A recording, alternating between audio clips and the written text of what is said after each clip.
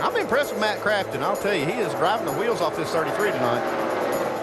Here comes Hornet. Welcome to Good Runs. My name is Mex. In this continuing series, we're taking a look back at busts, underdogs, fledgling talents, and superstars who had an elite race performance when it wasn't expected. And today, we're covering Matt Crafton in the 2013 Feed the Children 300.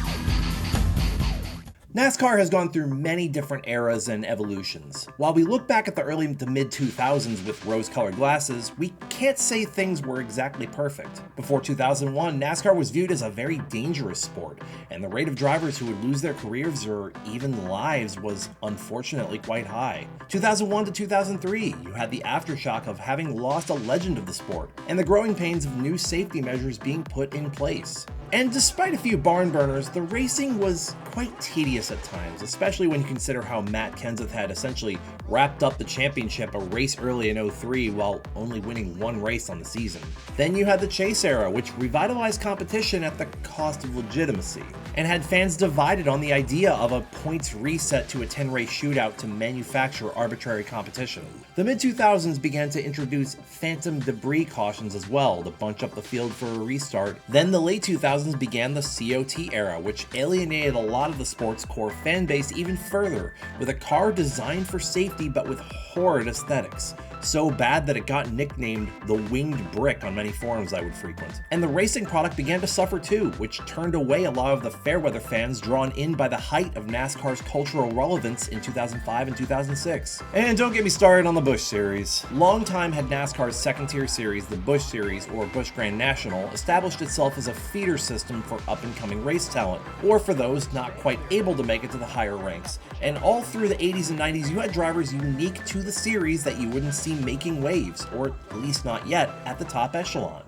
Well, you see them lined up along the front straightaway, and what a beautiful sight as the Super Truck Series by Craftsman is set to make its official debut. Then in 1995, NASCAR launched the Super Truck Series, later known as the Craftsman Truck Series, in a subliminal OEM advertisement for their truck lines, but would eventually become recognized as NASCAR's third-tier series. Usually the guys running this series were the guys who were either too old or not quite quick enough to compete in a top ride in the Cup level, but didn't want to hang up the helmet yet, or up-and-coming talent out of the semi-pro series, such as ARCA, the Dash Series, Super Modifies, late models, etc. During the late 90s and early 2000s, you'd see a lot of drivers who would later make a name for themselves in Cup, making their first step into NASCAR with a start in trucks before getting offered an opportunity in the Busch Series. And the reason for this was to get a head start on development of some of these drivers, because they already probably had connections to a large team, and the reason they would put them in the trucks was because the minimum age for the Truck Series, unlike the Busch Series and Cup Series,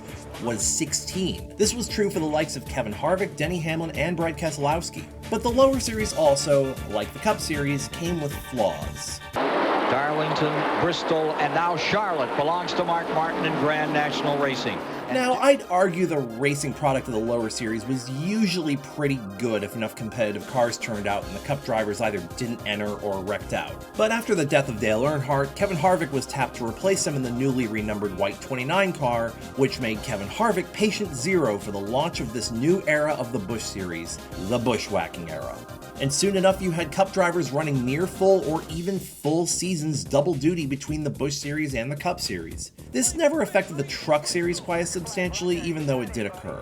After the early 2000s talent pool subsided, a host of new talent came in, only to be given up on because the sponsor wanted their star driver to represent their brand, and with no restrictions on the practice from NASCAR, so began the era of abandoned development drivers. If the driver didn't have a championship level performance within a small sample size of races in the Busch Series, they'd just be replaced, usually with a Cup regular to fill in the gap until they find a new talent, but they would just never find a new talent. The sought-out talent for the future of NASCAR, unlike previous generations of racers selected, are less rugged and scrappy short-track stars and more marketable faces with an opportunity to develop into a competitive racer, but with more of a focus on having a good brand ambassador. And what did this all result in? Once the early 2000s talent pool either moved up to Cup or failed trying, the Busch Series entered the least competitive decade in its history. We're building teams, we're building owners, we're building drivers, we're building stars.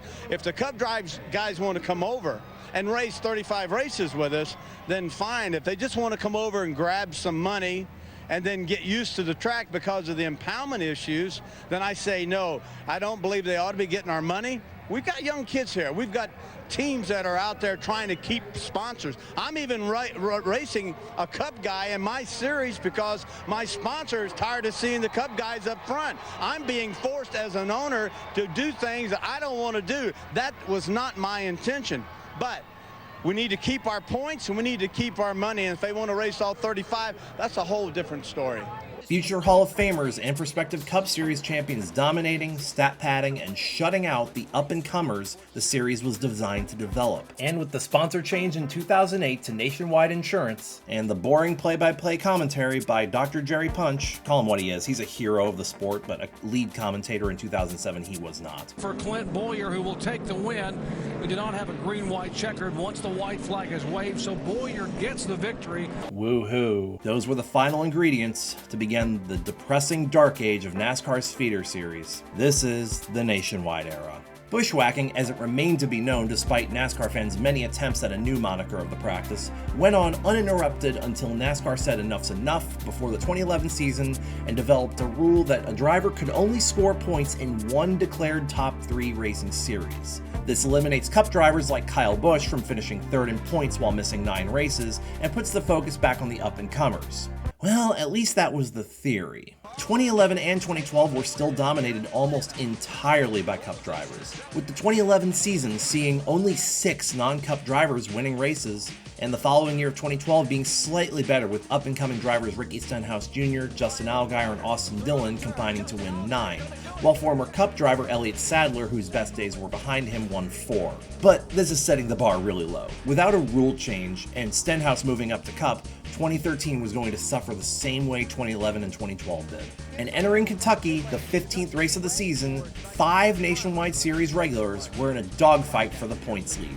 Only 48 points separating leader Regan Smith from 5th place Elliott Sadler, while only having 3 wins between them. However, Smith did have a solid 28-point lead, but one mistake could open the floodgates. Now, this may look competitive on paper, but only 3 drivers that were not currently active in the Cup Series had won a race in total this year. Regan Smith was 2 of them, Sam Hornish Jr. and Trevor Bayne were the other 2, Hornish being the only one of these 3 that had not already won a Cup Series race. Yeah, all the changes NASCAR made to the points, the declaring to score points in only one series thing, while I fully understand it, I've never liked it. For example, look at the 2011 season standings. The entire top 10 only had 4 wins between them. A season where 3 bushwhackers, Carl Edwards, Brad Keselowski, and Kyle Busch, who were already established as Cup Series championship contenders, won 21 of the season's 34 races. It was... Kyle Busch is going to make it look easy. His 51st career win. rough to watch, to say the least. Slapshoes did a great video going further on this. Highly recommend. So, where does Matt Crafton come into this? In row 9, Matt Crafton, his first race in the 88 truck, and Jim Engelbright. Matt Crafton is a complicated and strange tale that spans an Ironman-worthy period of time. He began his career as a kid racing karts and later mini sprints and midget cars as a teen. Over time, Crafton became an accomplished West Coast racer. His success in the Featherlight Southwest Series caught the eye of NASCAR team owners and eventually landed him a ride in the Truck Series. Crafton had a solid foundation for a very long time in the Truck Series and didn't peak until later in his career.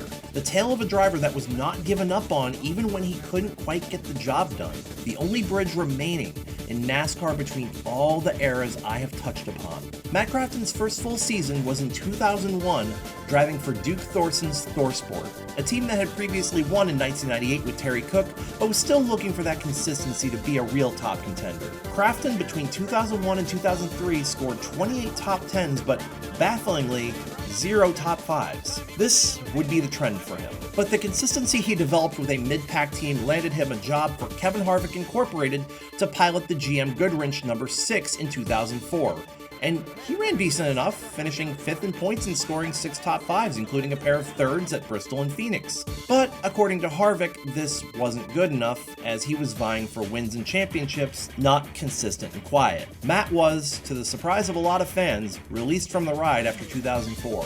So Matt returned to ThorSport to drive the Menards number 88 in 2005, and he continued to do about the same, with maybe a noted increase in performance since his last outing with ThorSport, scoring occasional top 5s but was never really a threat to win. Until 2008, it had become so ingrained in the minds of everyone watching the Truck Series that Matt's career best was 3rd, that Rick Allen even called it out when he finished 2nd after avoiding the mayhem on the last lap of Martinsville. I tell you what, this could be the first ever 2nd place finish for Matt Crafton. This would be a career best finish for him. And then 2 races later, Crafton, making his 179th career start. Matt Crafton hold on to win his first ever truck race. He will. Matt Crafton wins at Lowe's. Finally broke through for his first win. Then he went back to more of the same, finishing 2nd in points in 2009 despite winning no races but still delivering solid results, taking a 7th place truck and finishing 7th with it, never being too aggressive or ruffling any feathers, never taking too many unnecessary risks, but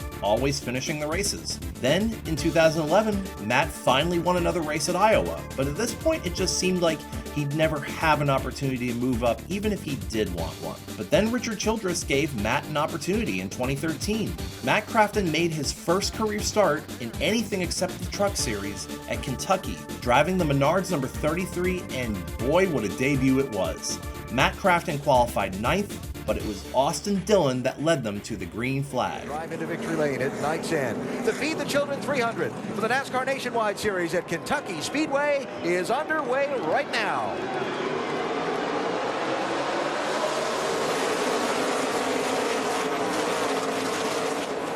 At the line on lap 2, Matt Crafton is already underneath Trevor Bayne in a battle for 3rd spot.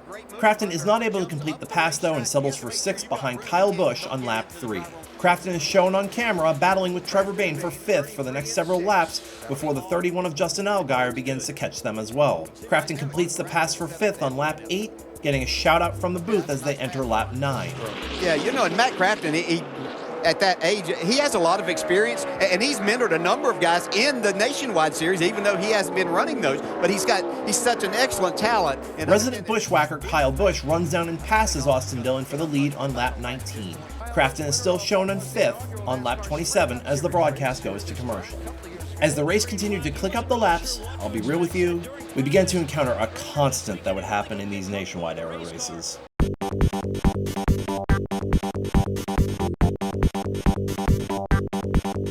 The top 5 doesn't budge until green flag pit stops begin on lap 49, with Austin Dillon peeling off from 4th. Leader Kyle Busch comes down on pit road the next time by, the lead turning over to Sam Hornish Jr. for one lap, then by the time Hornish comes down pit road, handing the lead to Matt Crafton, allowing him to lead his first laps in his Nationwide Series career. Right in the middle of green flag pit stops, a caution is thrown on lap 54 for oil on the track, put down by the blown motor of the 87 car of Joe Nemechek, making him the 8th DNF of the race already. Man, the start and park era was weird. Under yellow, the remaining cars that had not pit come down pit road for their service, including leader Matt Crafton, cycling the lead back to Kyle Busch, who had already pit. So here's where this got confusing. Matt Crafton was the leader when the yellow came out. Kyle Busch was the only car that had already pit to be ahead of Crafton on the track at the time of the yellow, which means Kyle Busch was the only car on the lead lap that had already pitted. The result of this is Kyle Busch, not pitting under yellow, retained the lead, with Matt Crafton 2nd on the lap 60 restart. There was a little bit of confusion with cars not restarting in the right position, so they had to take an extra lap or 2 to figure it out. Crafton tries to make a move under Kyle Busch, but Busch is able to hold on.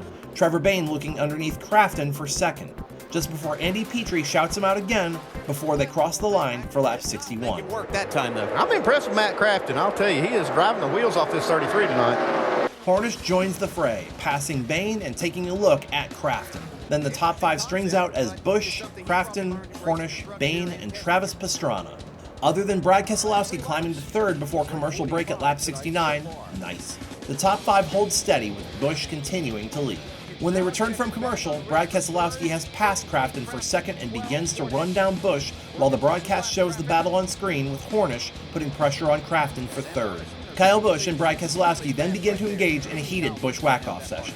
On lap 94, the 54 Busch slides up the track in turn 3, allowing Brad to take advantage and lead the next lap.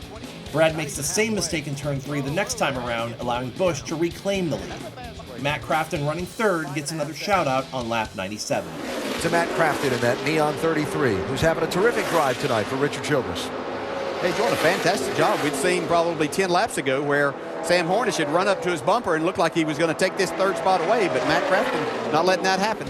Brad Keselowski finally completes the pass on lap 100 just before the next round of green flag pit stops began at lap 105. We're already over halfway through the race. This race really did not have anything going on. Championship leader Regan Smith is the first to peel off for green flag pit stops, then Nelson Piquet Jr. is the next lead lap car to pit. Regan Smith then comes back down pit road looking quite low on the front end, radioing that something broke. Smith then goes behind the wall, ending his run and further damaging his points lead. Allgaier pits on lap 107, followed by Sadler and Kyle Busch. Then a lap later, Pastrana, then Bain, Hornish, and Dillon pit, followed finally by leader Brad Keselowski, handing the lead off to Kevin Swindell just before Matt Crafton comes down for service as well, out of fuel. A little bit of a slow stop for Crafton, but he continues his good run. Kevin Swindell's pit stop is covered before Michael Annett is mentioned to have sped on pit road for the second time in the race. Keselowski continues to lead, with Crafton running 11th after pit cycles, then the caution is drawn for debris on lap 125. Only 3 cars at the back pit, and the race restarts on lap 129, with Keselowski still out front. Shortly after the restart, Crafton is shown on the ticker having moved back up to 8th. Kyle Busch makes a move for 3rd on Austin Dillon, then a lap later, Brad Sweet, driving the Hendrick number 5, spins his car out of 2, drawing the first caution for cause on lap 132. The race resumes on lap 137, with Dillon making a good move on the outside to move up to 2nd, while Crafton is seen running 7th. With 60 to go, Carl Long spins out of 4 for the 4th yellow of the evening.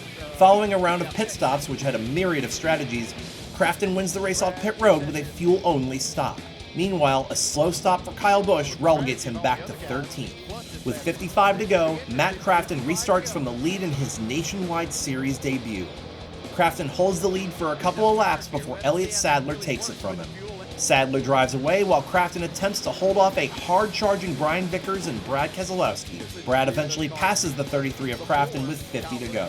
Brad Keselowski takes the lead from Elliott Sadler on lap 155, though the ESPN broadcast misses it. With 40 to go, Rusty Wallace shouts out Matt Crafton for his elite performance from the analyst booth as he works to hold off the charge of Brian Vickers in the 20 and Kyle Busch in the 54. Running up front. Yeah, I've been really impressed with what I'm seeing out of Matt Crafton. The guy's been talking about him all night long, but just to jump in this 33 of Richard Childress' car and run this strong is really a nice surprise. And also, with 38 to go, the caution is drawn one more time. Guess what for? I was going to ask if you knew what the caution was for. Oh, is it raining out there? Wow. Okay. That's one of those things on that other screen that I have up here that I look at during the race that doesn't involve pictures of race cars and scoring and stuff. There is a 0% chance of rain in this hour at this moment in Sparta, Kentucky. But there's a little blob on the radar. And yeah, this kind of mercy killed a nothing burger of a race. They paraded around a few more laps under yellow, threw a red flag on 170, and then after about 25 minutes under the red flag, the skies opened up, and Brad Keselowski scored his 2nd career Kentucky win. Race at 9th because the race is now official, and you are looking at the winner. Brad Keselowski will appear to be driving into victory lane. And continuing the legacy of the bushwhacking era. Crafton, in his Nationwide Series debut, finished 3rd. Following this race, Crafton got 3 additional starts through RCR throughout 2013 and 1 in 2014. His finishes were 10th at Chicagoland, 3rd again at Kentucky, and 12th the next season at Las Vegas. He never made another start in the series. He would also be tapped to replace the injured Kyle Busch for the 2015 Daytona 500, where he finished a respectable 18th place. Apart from that, Crafton made a single start for Front Row in 2019 at Martinsville, where he finished 25th, and another start in 2023 for Rick Ware at the Bristol Dirt Race, where he blew an engine 185 laps in. Matt Crafton, however, went on to become a legend of the Truck Series, scoring the 2013 and 2014 championships, winning 6 races in 2015 only to come up short on the title, then win the 2019 championship while winning 0 races and only leading 44 laps all season. Matt, however, set quite a few NASCAR records. Despite only winning 15 races, Matt Crafton, as we approach his 592nd and final Truck Series race at Phoenix the weekend of this video premiering, holds the record for the longest lasting driver sponsor and one of the longest driver team relationships in NASCAR's modern era. Crafton beginning his tenure with ThorSport in 2001 and, with the exception of 2004, remaining in that truck with the same sponsor throughout his entire career until retirement at the end of 2025. Now, I was hesitant to make this video for a few reasons. First off, the race wasn't particularly compelling, so I was afraid it might end up boring during that section of it, but thankfully it kind of sped past, so that's not too much of a concern. And secondly, and more importantly, Matt hasn't come off as the most likable driver to fans in recent years, for a myriad of reasons. You got to be kidding me. What a joke! Get the together! What the All of which are valid. And this is one of the theories as to why he was never moved up. Quoting Ben Schneider, who has a couple of great shorts regarding Matt Crafton's records and legacy, if there ever was a case of playing yourself out of the Hall of Fame, this was it. Crafton, especially the last few years, has tarnished his own legacy with 3 to 4 seasons where he, quite honestly, should have already retired, especially when you look at his on-track performance. The leading theory as to why he was never moved up past these few starts with RCR, which has been validated at least in part by Matt himself, is that Matt truly didn't become a competitive force until 2008 when he got his first win, and by that time he was already 31 years old. Matt made his first Nationwide Series start when he was 37, guys. He is on record saying that he would only accept a ride with something competitive, which tells me Matt was content to stay in trucks for life until he was convinced he'd have a meaningful shot to compete on a higher level. And as stated earlier, the start of Matt's tenure in trucks, when Matt just straight up didn't have the raw speed yet, was in the era where scrappy young short track stars were favored when sponsors were plentiful and NASCAR was booming. And by the time Matt was competitive in trucks, the era of bushwhacking and choosing young, marketable drivers was commonplace, as sponsors and investors were seeing the cultural relevance of NASCAR start to waver. And above all, Matt only has 15 wins in 25 years in the trucks. Those aren't superstar numbers. Matt is not a driver to take risks, to make aggressive moves. He's a serviceable wheelman with a knack for keeping the truck clean, consistent, and out of trouble, and bringing it home to the position it belongs. He will take a 12th place car and bring it home 10th on a good day. But a true talent in the sport that a top team will see as worthy of developing can take a 26th place car and finish 10th with it. Joanna Long and Austin Green, I'm sure, would like a word here. But the reason I went ahead and made this was mainly for the statistics porn, because anyone who likes numbers and records will have a field day with Matt Crafton, but also to honor an on-track legacy and recognize that Matt Crafton is the only remaining bridge still on track today that goes back to the days of Dale. Matt Crafton made his first start in the 2000 Motorola 200, the season finale. He has not missed a truck race since. For 25 years, Matt Crafton has been on the grid every single race. This is, in my opinion, an unbeatable Ironman record, and is longer in time span than both Jeff Gordon's and Ricky Rudd's Cup Series tenures. Let's put this into perspective. Credit to Ben Schneider for finding this statistic. That season finale of the 2000 Motorola 200 was Crafton's first start. 2 days later, Dale Earnhardt won his final career Cup Series race at Talladega. A Dale Earnhardt Sr. Cup Series victory is a more recent occurrence in this sport than a Truck Series race without Matt Crafton on the grid. Kenny Wallace holds the record for the most Busch Nationwide Series starts with 547. Matt Crafton eclipses that record in a series that runs about 10 less races per season, all consecutive. It is a longevity record I don't think anyone will ever break, and one that, despite everything else about the character of the person behind the wheel, deserves respect. And when given an opportunity to show his stuff far too late in life to make any waves into the top echelons of NASCAR, Matt Crafton delivered. And we will always wonder what could have been had he been given the chance sooner. Regardless, it will always be on record that he finished third on pace in his first chance in the Nationwide Series. In the coming years, NASCAR would finally put to rest the bushwhacking era by limiting the number of starts that Cup drivers can participate in, which has revitalized the competition and has now made what is now called the Xfinity Series and what will be called next year the O'Reilly Auto Parts Series, more often than not, the spectacle of the weekend in NASCAR. Thank you guys for tuning out to watch this little racing story. I hope y'all enjoyed it and found it compelling. And if you did and weren't too bothered by the fact that I'm also a furry, please drop a like and subscribe for more. If you want to see these videos before everyone else, check out my Patreon. This video actually dropped a few weeks ago over there, and only $1 a month gets you early access. But if you can't financially contribute, no big deal. Just like, subscribe, and leave a comment. And I'll see y'all next time. Bye. Take it easy.